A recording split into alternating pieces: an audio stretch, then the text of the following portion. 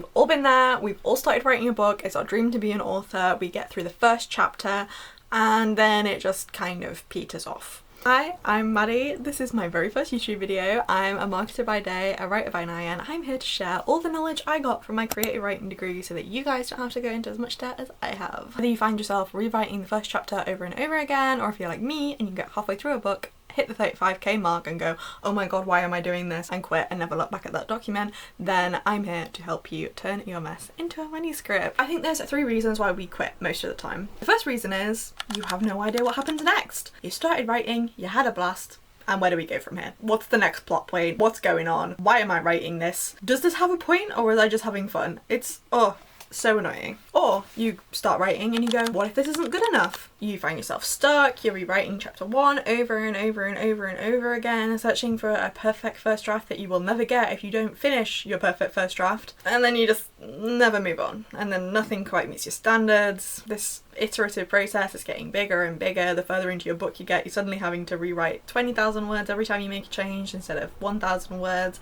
You get stuck and then you just gave up. And number 3, the fear you go through when you have an existential crisis and you go, what if I'm not meant to be a writer? And this is where I find fear turns into procrastination. This is for the people who don't have a book of their heart, or you do have a book of your heart but you want it to be a career as well. People with a book of their heart, they want to write this one book and then they're fine if that's all they ever write. But people who want to be authors get stuck on, do I need to have a social media? What if I'm not aesthetic enough? What if I'm not good at marketing? What if I don't get that unicorn 6-book deal? And that kind of thing is kind of out of your control. You can hope all day long that you're going to send it to 50 agents and all 50 agents are going to request a full and all of them are going to love it and they're all going to offer you a deal, and you can take it to all big 5 publishers and they're going to go to auction and they're all going to fist fight over your book, and I really, really, really hope that happens to you. But there is no way you can control that. A lot of publishing is luck and it's awful, and these people tend to get stuck scared about what might happen, and when you're scared about what might happen you end up procrastinating, because if you never finish it you never have to deal with what happens after. And this procrastination can come in a lot of forms. For a lot of people I know, it ends up being world building. Like, you end up world building this beautiful intricate fantasy world or sci-fi world, whatever it might be. You know exactly what kind of grass they have and how they get their milk and what kind of 15 different alien species did in a war 5,000 years ago, and you know every single detail about every aspect of your world, but there's no book. So you can't share it with anybody. You've got like a very outlined document, maybe a wiki page, but it's not a book. So you're never inching towards your actual goal. You're never finishing your first draft. I do think it is important to say, while we're on this topic though, if you are writing and you're hating it, that is an okay emotion to listen to. If you hate the process of writing, if you hate what you're writing, you really, really loathe it, this isn't just like a, oh my god, what am I doing, little existential crisis. If you are genuinely not enjoying it as a craft, then this just might not be the hobby for you, and that's so fair. Not everything is for everyone. I tried embroidery and I hated it and I'm terrible at it, but cross stitch is great. If you really like reading and you think, oh, I might give my hand at writing, sometimes that's not like the best option for everybody. Some people hate it, some people aren't cut out for it. That is okay. So if you do really hate it, don't force yourself to be watching this video going, oh, I'm gonna finish my first draft, this is gonna help me, all of these tips. These tips are not gonna help you if you don't enjoy it. So please don't put yourself through that if you're not having a good time. I just want to say as well, all of these are really common fears. These are things that I think every writer has gone through at some point in their career, whether you're just a hobby writer, if you're a fan fiction writer, you write short stories, you write novellas, you write novels, you write graphic novels, whatever it might be. Pretty much every artist has had all 3 of these thoughts, you know, and it's a terrible thing to experience, but especially with a lot of art, with any kind of art really, but especially with writing, there comes this like imposter syndrome, and it's so hard to overcome. But you know what will help you overcome it? Finishing that first draft. So here are a few of the solutions I use. They might not fit for everybody. Give everything a little try. If it doesn't work for you, it doesn't work for you. If it does work for you, great. I hope you use it forever. But these are all things that I wish I could have told young, bright-eyed Maddie when she went to university at 18 and did not finish a book the whole 3 years I was there. Problem 1, where do you go next? This is a very real problem. I think both plotters and pantsers can have this problem. So we're going to talk about both, I suppose. I would like to preface this by saying I am a pantser, but I have been a plotter for many years and that was kind of my problem. But we'll get back to that in a minute. So if you are a plotter and you feel like your story's not working, this can be very difficult because you've got the rest of the plot already plotted out, and that was a lot of work that people tend to put in beforehand. These are the people who have every little scene outlined. They know exactly where the themes are going to be, they know exactly where the character arcs are going to be, they know exactly what beats they're hitting in the plot structure, and that's too much work for me. I'm so sorry. You guys are so brave. If you find there is a problem with your plot and you're this deep in, it can feel so scary to have to rework your plot, to have to rework where your structure might be going, and it can feel like you're throwing away a load of work. And I hate to break this to you, but as writers, you have to kill your darlings, and sometimes your darling is a 20,000 word outlining document, unfortunately. So what I recommend for you, if you're a plotter, you find that your plot's not working, there are two things you can do. You can go back either a few sentences or a few chapters. Don't delete them, just stick them in a different document so you don't have to look at them, just in case you change your mind in the future, and go back to where you last felt like you were really having fun writing. When you really enjoyed it, when you felt like the words were really flowing, doesn't matter how far back that is, you go back to that point and you continue on from there. And if that requires you changing your plot, then that requires you changing your plot, but do not go back and edit the stuff that you have already written. Don't go back, only go forward. You can go back to a different point in the story and continue writing from there, but do not, for the love of God, go back to chapter 1, otherwise you're never going to move past chapter 1. I'm begging, don't do that. If you're a pantser like me, that means you don't plot your stories in advance, or if you're a pantser, that means you have some ideas but you're not totally sure what's going on. And I think these both kind of come under the same category, and I think we can sometimes struggle because we write by the seat of our pants, so we have no idea what's going to happen. A lot of the time for me, I have like one specific goalpost in mind. So when I come up with the idea for a book, there's usually one scene that really speaks to me, and this does tend to be towards the end, either like the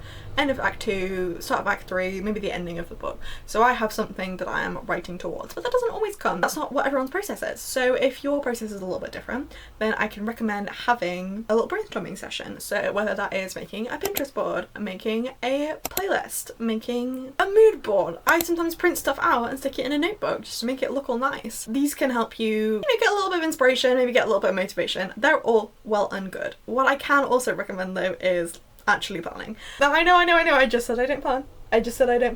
But what I mean by that is planning what you would like to include in your story. So for me, I have a list of things to include, and I just write down a load of bullet points, and it's things that I might think of while I'm writing, and I'm like, logically this needs to come up later, but I don't know when it's going to come up later. It's just so I don't forget about them, really. It's like a little to-do list. It doesn't have to happen in any order, it doesn't have to happen at a specific point, it's just like scenes that I do kind of have to write into the book at some point. So for my current WEP, the working title is Grave Danger, and it's a YA horror fantasy about a girl trying to find out who's burnt her life to the ground, and the local graveyard keeper being horrified that someone would desecrate his god by killing her family. And for that book, I had one very specific scene in mind. There is a scene, spoilers, a scene right in the middle of the book, and it was the very first thing that I thought of. It is very dramatic.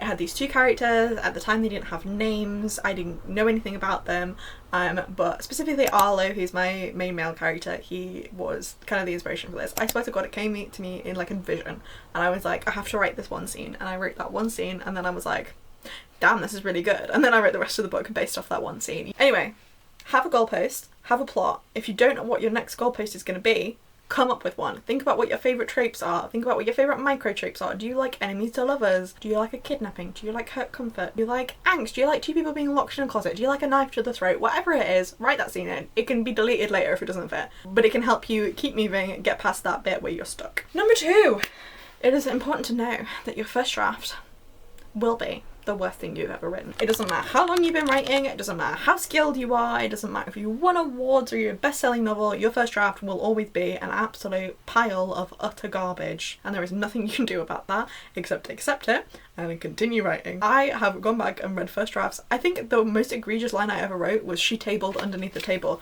and at the time I thought that whole scene was one of the best things I'd ever written, and then I read that and I was like, this is true of every writer, okay? It doesn't matter what your process is. If you like being slow and having clean first drafts, if you like me, you like being messy and just getting a load of words on the page and then dealing with it later, it doesn't matter. You will still have to edit the book, probably extensively. So it doesn't matter what state the first draft is in, it just needs to be done. Okay, if you are stuck and you are scared and you've never written a novel before and this is scary to you, may I recommend not diving in with a novel first, because that's kind of crazy. If you've never written anything before and you go, I really want to write the book of my heart, go for it, and I hope it goes well for you. But it's like never running anywhere before and then going, you know what I'm going to do? I'm going to run a marathon. You might do it, but you might die a little bit on the way. Can I recommend running a 5k first? Write some short stories, write some fan fiction, do some kind of creative activity that can help you learn how to write without committing to a whole 70 to 100,000 words, because that's a lot of words and that can take a very long time. And your first novel will be bad. I'm so sorry about that. If I'm the one breaking the news to you, your first novel, even edited, will be questionable. So this is a little bit of an unhinged one, but stop in the middle of a sentence or the middle of a scene, whichever works for you. I do this personally because I really like stealing any kind of time I have in the day to write. If I'm waiting for a bus, I'll be writing on my phone. If I've got half an hour while I'm waiting for my tea to cook, I'll be writing then. Sometimes I'll write at work, don't tell my boss. And that means that I'm often short on time. You know, I'm doing it in like 15, 20-minute sprints. And that is messy, and you don't have time then to sit down and have a perfect aesthetic display. You can't light a candle and think about what your next scene's going to be. You just have to sit down and you have to just get words on the page, and that can be quite difficult to jump into. So what I found really works for me is stopping in the middle of a sentence or in the middle of a scene. I am very scatterbrained, so I write myself a few little notes about what I thought was going to happen next. I'll just write like a sentence to myself. It's usually something absolutely insane, and I come back and I know what I was thinking, and I can just jump straight back into the groove and go on. Because I find that editing a first chapter, like jumping in and having to go on some kind of blank page, whether it's the blank page of a first draft or the blank page of a new chapter starting, that can be really scary. So having a much easier entry point of, I just have to finish this sentence, that's only a few words, or I just have to finish this scene, that's only a few hundred words, or I just have to finish the rest of the chapter, like that can be so helpful in getting back into the swing of things. And if you found that you're writing a chapter and then going back and editing it, just write a sentence of the next chapter and then what you think might happen, and that can really help you carry on moving forward, because that's what we want. We want to be moving forward, not backwards, not stuck in the same place, moving forward. Anyway, that's all my tips. I have never made a YouTube video before, so this is kind of scary for me, but if I've been helpful let me know. I just want to make videos that I wish that I had seen when I was a teenager, when I was like 17, 18, applying to go to creative writing at university, and I was so scared and I felt like I had to learn everything and absorb everything. And yeah, I don't know, I wish there had been someone who told me that none of this is that serious, and writing a book and writing a whole first draft, no matter how terrible it might be, is so much better practice than just reading craft books or just going to the lectures. It is about actually sitting down and getting words on a page. That is what makes a difference more than anything else.